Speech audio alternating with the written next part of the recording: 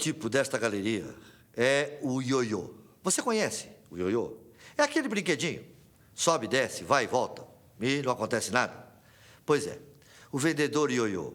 O cliente diz para ele, volta segunda, ele volta. Volta quinta, ele volta. Volta o mês que vem, ele volta. Volta o ano que vem, não volta nunca.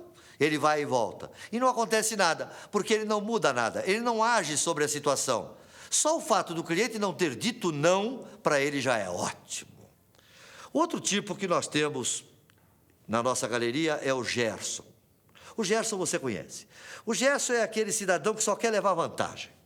Aquela figura triste, que graças a Deus está sumindo do cenário, mas que durante muito tempo foi um padrão. Lamentável, mas foi. Gerson é aquele vendedor que vai no cliente para tirar do cliente. Ele não quer saber se o cliente precisa ou não precisa, se o cliente vai usar ou não vai, se o cliente vai ganhar ou vai perder. É problema do cliente. Ele quer o dele, ele não pensa no cliente. Este infeliz está sempre na pior, porque ele nunca tem cliente, porque ele nunca vai sobreviver do que ele já fez. Ele vai ter que estar fazendo tudo sempre de novo, porque ele não planta sadiamente nada. É um malandro trouxa, mente, e nós já vimos, a verdade acima de tudo. Nosso tipo seguinte é o papagaio. O papagaio é terrível. O papagaio é um bicho bonitinho, né? 5 minutos, você aguenta. Loro, loro, loro, loro, loro. Cala a boca, cala a boca, cala a boca, cala a boca. Depois de 5 minutos, ele enche o saco. Coitado do cara, do cliente que fica na frente do papagaio. Porque ele criou um discurso, ele decorou um discurso. Disseram para ele na empresa o que ele tem que dizer, e ele vai para a frente do cliente para despejar o discurso. Coitado do cliente. É terrível. Temos depois o perdigueiro. O perdigueiro, como você sabe, é aquele cachorro que localiza a caça com muita competência. O vendedor perdigueiro também faz isso. Ele localiza a caça. Ele é capaz de identificar o cliente. Ele é capaz de identificar uma porção de coisas importantes, mas não é capaz de vender.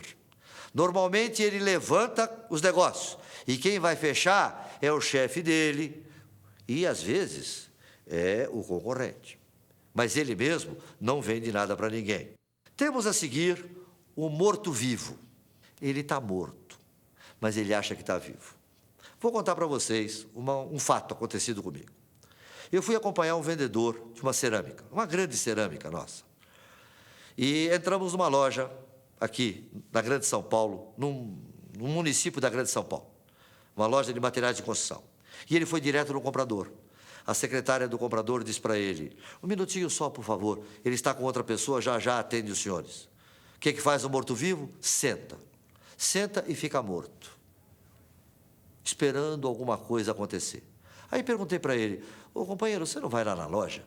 Não vai ver se está faltando alguma coisa? E ele disse para mim, não precisa. Ah, não, eu venho aqui há 5 anos, eu venho aqui todas as semanas, eu sei tudo o que eles compram. Não precisa. Você sabe tudo? Sei. Eu digo, tá ótimo, então eu vou. Aí fui até a loja e conversei com o balconista. Bom dia, como é que vai? Tudo bem? Nós somos da cerâmica tal, assim, assim. Você perdeu alguma venda por falta de algum produto? E o balconista me disse, olha, acabei de perder uma venda enorme, porque nós não temos azulejo 20 por 20. Eu digo, é mesmo? E era grande o pedido? Era enorme. E você tinha todos os outros produtos? E ele disse, tinha todos os outros, só não tinha o 20 por 20. Eu digo, e por que o cliente não comprou tudo aqui, deixou para comprar o 20 por 20 em outra loja? E o balconista me ensinou uma lição óbvia, me dizendo, não, em material de construção não é assim, as pessoas compram tudo num lugar só, porque tem o problema do carreto, não pode ter 2 carretos. Diga, é mesmo, hein? E costuma faltar azulejo 20 por 20? Costuma, eu não sei o que é que acontece, meu patrão não gosta de comprar azulejo 20 por 20, ele sempre compra errado. Aí, eu com aquela informação, voltei e o morto-vivo está lá, mortinho. Sentei do lado dele e fiquei mortinho também, esperando acontecer. Aí o dono da loja nos chama, quando vê ele diz assim, não abre a boca, fica calado. Estou com um cheque sem fundo, faltam 10 para as 10, tenho que ir no banco correndo, porque senão vai dar uma zebra na minha vida. Não abre a boca, volta aqui a semana que vem. Aí o que acontece com o vendedor? Com o passeador de pasta? Com o tirador de pedido? Incorpora a bicha. Não, mas é que nós temos uma promoção. Aí o cliente diz para ele, não enche o saco, vocês têm promoção a semana inteira. Volta aqui segunda-feira. Eu, quando vi que a coisa estava mal parada, entrei no processo e disse para ele, senhor fulano, eu sei que o senhor está com pressa, o senhor precisa resolver o seu problema do banco, mas, por favor, me responde só uma pergunta. E nós vamos eu até ajudo o senhor a chegar ao banco, mas, por favor, me responda esta pergunta. Quando o senhor abre a sua loja de manhã, o senhor abre a sua loja para ganhar ou para perder dinheiro? Ele, falar em perder, ele parou. Parou para pensar, olhou para mim e disse assim, não entendi sua pergunta. Eu digo, eu vou repetir. O senhor abre a sua porta para ganhar ou perder dinheiro? Ele disse, olha, o senhor vai me desculpar, o senhor já é um senhor, mas eu vou ter que lhe responder. Eu disse, pode me responder o que o senhor quiser. E ele disse assim, a sua pergunta é idiota. Eu sei que a minha pergunta é idiota, mas, por favor, responda. E ele disse para mim assim, é claro que eu abro a minha loja para ganhar dinheiro. Eu sei, mas o senhor está perdendo. E ele disse, perdendo? Por quê? Porque o senhor não tem azulejo 20 por 20. Ele disse, claro que eu tenho. Não tem. Tenho. Não tem. E disse para ele, não vamos discutir, vamos fazer o seguinte, vamos até o estoque. Se o senhor tiver azulejo 20 por 20, eu pago o cafezinho. Se o senhor tiver, o senhor paga o cafezinho. E fomos lá, e não tinha. E quando ele viu que não tinha, ele disse para o morto-vivo, manda logo, tantos metros de azulejo 20 por 20. Aí o morto fica vivo. Escreve rapidinho. Acabou aquilo, saímos dali e entramos noutra loja. Sabe o que ele fez? A mesma coisa. Falou com a secretária mandou ele esperar. Ele sentou e ficou morto de novo. Ele não foi levantar necessidades. Este tipo é muito comum. Ele acha que sabe tudo. O tipo seguinte é o gago mental. O gago mental é muito interessante porque ele não é gago para falar, mas ele fica gago para pensar dependendo do que o cliente diz. Se o cliente disser para ele, é caro, ele e não sai mais nada. Ele sofre de gás paralisante. Na hora que o cliente diz alguma coisa que ele não sabe responder, ele se perde. O tipo seguinte é o barata tonta. Ele anda. Já viu uma barata tonta? Pois é. Ele anda. No fim do dia, quando ele volta para o escritório, o chefe pergunta, como é que foi hoje? Disse, olha, chefe, mas eu andei. Olha, se o senhor soubesse como eu andei. Olha, não sei quantos quilômetros. Se eu ganhasse por quilômetro andado, chefe, eu ficava rico. Aí o chefe pergunta, e falou com quantas pessoas? Com ninguém, chefe. Não encontrei ninguém. O tipo seguinte eu chamo de papel higiênico. Sabe por quê? Porque o pedido dele está sempre enrolado, está sempre errado. Ele, quando vai preencher o pedido, ou ele erra na especificação, ou ele erra no preço, ou ele erra na quantidade, ou ele erra na razão social, ou ele erra no prazo, está sempre errado, sempre no rolo. O penúltimo tipo desta galeria eu chamo de lavrador crente, porque ele planta, e ele acredita no que ele planta, só que ele nunca colhe. Ele sempre, alguém colhe antes do que ele. Sempre acontece alguma geada, algum fato. O lavrador crente, o discurso dele para o chefe é o seguinte, chefe, se a gente tirar 1% do pedido que eu plantei, nós estamos bem. Nunca tira. O tipo seguinte a gente chama de mala sem alça. Já tentou arrastar? É bravo. Eu costumo chamar também de pão de açúcar. Você tenta empurrar e não consegue. Você ensina, você orienta, você diz, olha, estuda. A sua profissão depende de você. Faça registros, faça controles. Se dedique a você mesmo. O beneficiado será você, mas ele não está nem aí. Você deixará de ser todos esses tipos e será um profissional de vendas e será muito feliz nesta profissão que é fantástica, na medida em que você gostar dela e você fizer dela algo gratificante, que engrandeça você, que faça bem para o seu interior.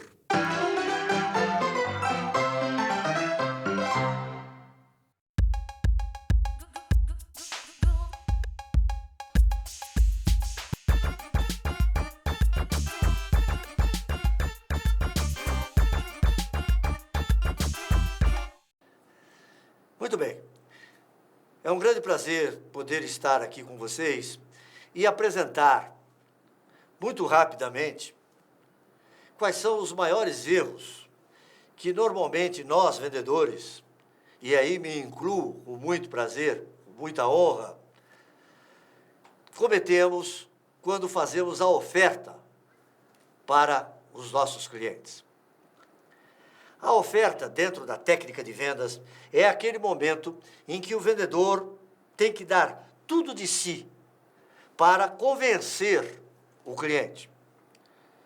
Ele tem que ser capaz de impactar o cliente.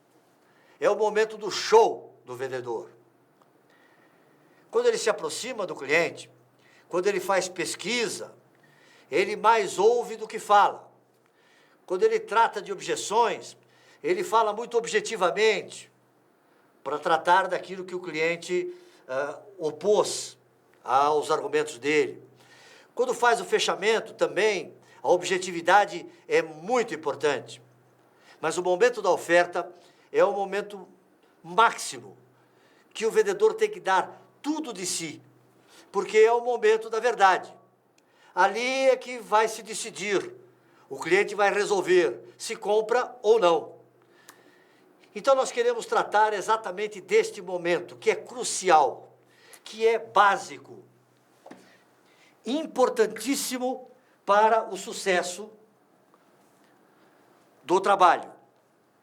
Então nós catalogamos, ao longo de 47 anos de experiência vendendo, nós catalogamos os 10 maiores erros que nós cometemos, porque são eles que fazem com que a gente acabe não conseguindo sucesso.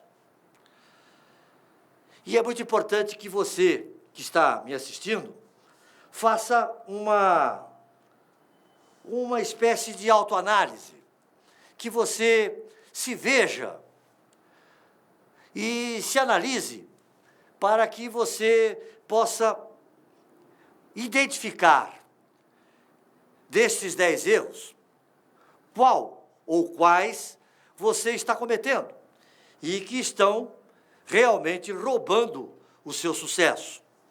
Então, vamos a eles. Primeiro, as perguntas negativas. O senhor não quer mais nada? É só isso hoje?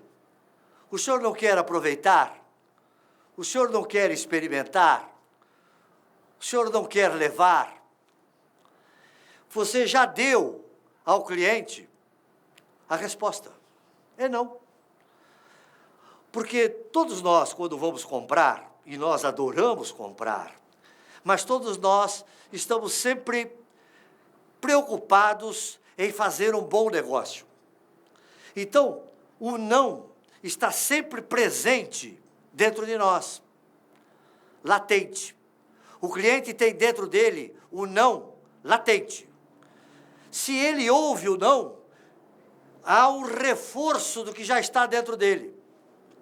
E nós perdemos o nosso trabalho. Então, o primeiro erro que eu quero registrar é este. E nós ouvimos isso em todo lugar, inclusive em casa.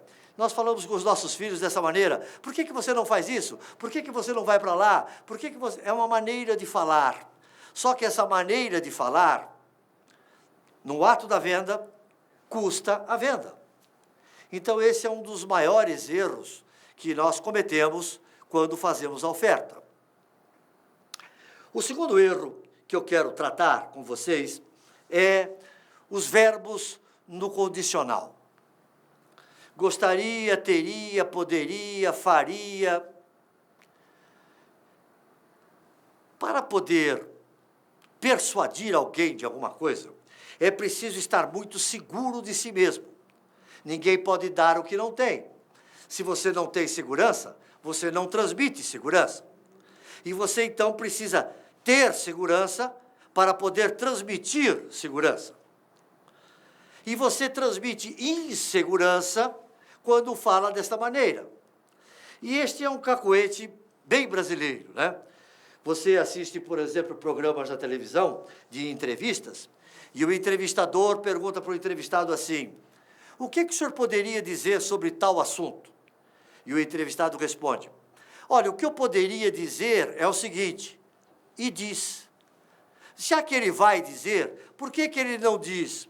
O que eu posso dizer é o seguinte. Não, ele diz o que eu poderia dizer. porque esta é uma maneira de nós falarmos com todas as pessoas. Quando nós estamos tratando com outras pessoas, familiares, amigos, né, no happy hour, numa refeição, enfim, socialmente, falar dessa maneira não custa nada. Só que no ato da venda, custa a venda, porque você faz com que o cliente perceba, ou pelo menos sinta, que você não está confiando em você. Então, ao invés de poderia, é pode. Só que você não pode só simplesmente substituir o condicional pelo positivo. Você tem que ter a habilidade de colocar o positivo para não se tornar agressivo. Então, com sua licença, vou demonstrar as qualidades do meu produto. Com a sua permissão, vou mostrar ao senhor quais são as vantagens desse serviço. Enfim, positivamente, de maneira hábil, inteligente, gentil, mas firme, que é para que o cliente sinta que você está absolutamente seguro e sabe do que está falando. Então, já vimos as perguntas negativas e os verbos no condicional. O terceiro erro que a gente comete, normalmente, é a falta de energia na voz.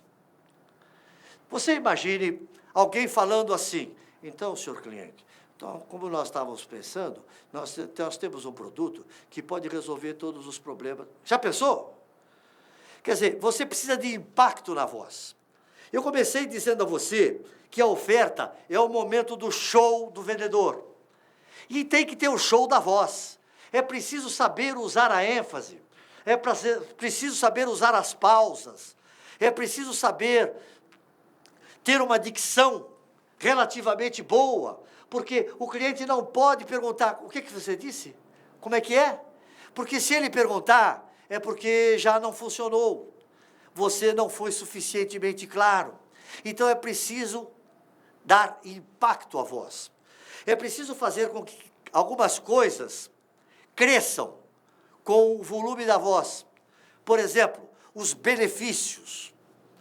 Toda vez que você quiser dar um destaque a uma palavra, você deve silabar essa palavra, ou seja, benefícios.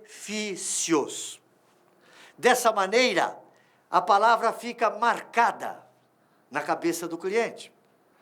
Você aumenta um pouco o som e espaça, fala mais lentamente, né? Muitas pessoas acham que gritando é que se chama atenção. Não, ao contrário. Falando baixo e espaçadamente, pausadamente, é que você deixa aquela palavra marcada na cabeça do cliente. Então, já vimos perguntas negativas, verbos no condicional e o impacto na voz. O quarto erro que eu quero tratar com você é o seguinte: não oferecer tudo o que pode ser oferecido. Ah, me dizem: ah, professor, mas o cliente não deixa. Sim, é verdade. Há clientes que não deixam. Agora, será que todos os clientes não deixam? Ou nós ficamos satisfeitos quando vendemos um pouquinho e já achamos que está ótimo, fazemos rapidamente o pedido e, vamos embora. E deixamos de vender. Uma das queixas mais comuns que eu escuto de empresários é esta: os meus vendedores não vendem o meu mix de produtos. Eles vendem apenas 4 ou 5 produtos, sempre os mesmos. Este é um dos mais graves erros que nós podemos cometer. Veja, o cliente já te recebeu, você já fez pesquisa, você já estabeleceu um ambiente positivo para trabalhar. Por que jogar fora agora? No momento de aproveitar todo o trabalho que você já fez, quer dizer, você já pegou a bola no meio do campo, já está na marca do pênalti, quer dizer, já trabalhou todo o trajeto e agora não vai aproveitar a oportunidade e não oferecer tudo que pode? É um pecado, né? Mas esse é um dos erros que nós cometemos. O quinto erro que nós cometemos na oferta chama-se falta de expressão fisionômica. Eu acompanho vendedores para fazer treinamentos no trabalho de rua, trabalho de loja, em telemarketing. E o que eu vejo, muitas vezes, é que há vendedores que, quando falam do seu produto, parece que estão falando de um defunto. Parece um enterro, porque ele parece um ventríloco. A expressão fisionômica dele é imutável, parece um boneco. Gente, quando estudamos PNL, aprendemos, entre outras coisas, o seguinte: 93% das nossas comunicações não são verbais, são gestuais, são comportamentais.